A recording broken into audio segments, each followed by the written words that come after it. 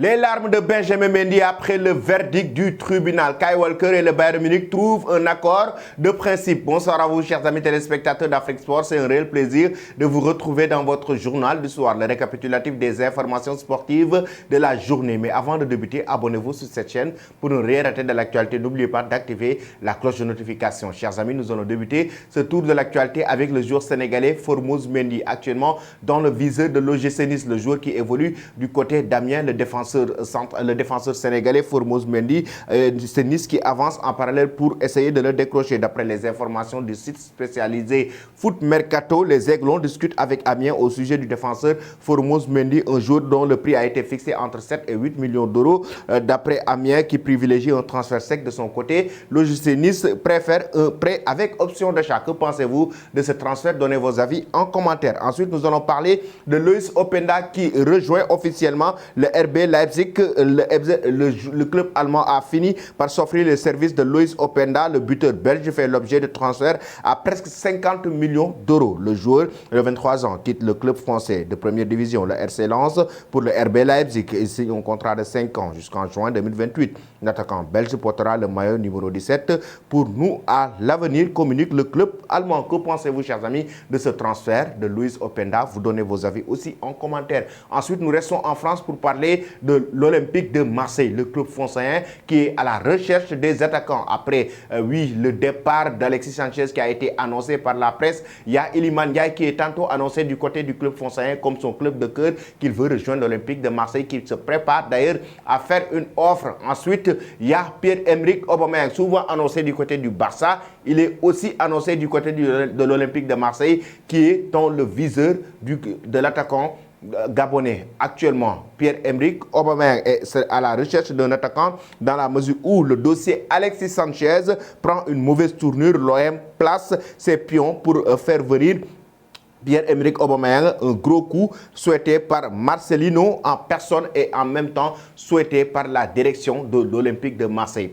Pensez-vous, chers amis, que c'est une bonne idée? Est-ce que Pierre-Emerick Aubameyang doit rejoindre l'Olympique de Marseille? Vous donnez vos avis en commentaire. Nous filons directement en Allemagne maintenant pour évoquer le Bayern Munich, le club bavarois qui a trouvé un accord pour Kyle Walker. C'est très chaud entre Kyle Walker et le club bavarois. Après avoir accueilli Joao Cancelo en prêt, le club munichois s'apprête à mettre la main sur l'international anglais. À un an de la fin de son contrat avec Manchester City, le défenseur de 33 ans s'est mis d'accord avec le club allemand. D'après Sky Germany, un accord verbal a été trouvé autour d'un contrat de 2 ans plus une année en option. Le Bayern Munich imagine une indemnité autour de 15 millions d'euros, une somme largement dans ses corps, et le Bayern est prêt à le débourser pour décrocher le défenseur sénégalais. Que pense, pas sénégalais, mais plutôt le défenseur anglais Kyle Walker. Chers amis, que pensez-vous de ce transfert? Kyle Walker doit-il rejoindre le club bavarois au détriment de Manchester City? Vous donnez vos avis en commentaire. Nous allons terminer notre journal du soir avec Benjamin Mendy. Oui, le joueur français actuellement qui se réjouit de ce verdict du moment où il a été reconnu non coupable des faits, c'est-à-dire de viol et de tentative de viol.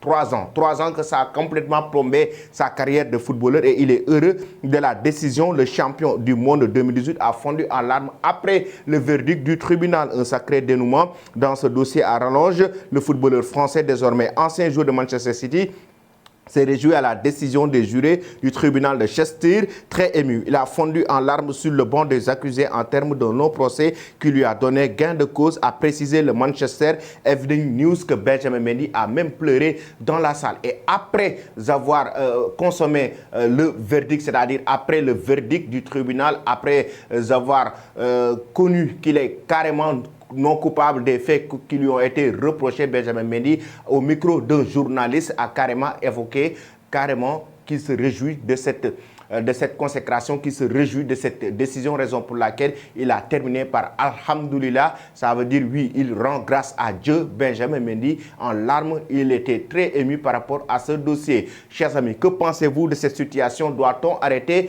les présumés victimes qui ont su porter plainte contre Benjamin Mendy? Donnez vos avis en commentaire. Toi qui me suis et qui n'es pas encore abonné, c'est le moment de le faire, et n'oublie pas d'activer cette cloche de notification. Merci et très belle soirée.